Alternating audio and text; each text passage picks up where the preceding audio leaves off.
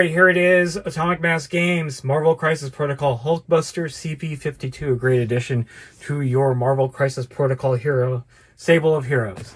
On the other side, you're going to get one Hulkbuster miniature, one Iron Man Hulkbuster miniature, 2 bases, 1 character stat card, and then 2 team tactic cards. Without further ado, let's go ahead and take a look at what's inside. Alright, first off is your informational leaflet for the Hulkbuster figure. As you can see, you have your assembly guide for the Iron Man Hulkbuster right here. And then on the other side, the assembly guide for the Hulkbuster armor itself. So as you can see, this is going to be a little bit more complex. It's a bigger model, so take your time when assembling.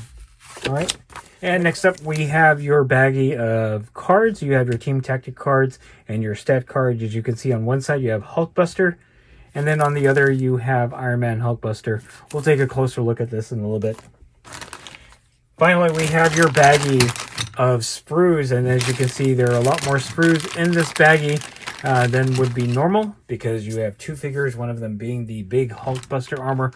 We're going to go ahead and take a closer look at that as well. First off are your bases. You have your big base for the big Hulkbuster armor, and then your standard 4 miniature bases that are in most of the sets that have been released. Again, you're going to have a couple extras here that you can use for other figures. Next are the 2 small sprues. We'll go ahead and zoom in. So on this sprue, you do have components for the smaller Iron Man Hulkbuster. On the other small sprue, you have the rest. You have more components for the Hulkbuster armor. And then you have 2 large sprues, the first of which have most of the Hulkbuster armor on here, including the head right there. We'll flip it around.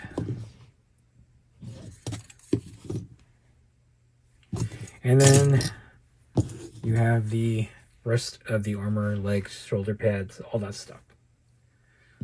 Okay, next up are the cards. Here are your team tactic cards. You only get 2 in this set. So you get Fallback and Helios Laser Bombardment on the other side.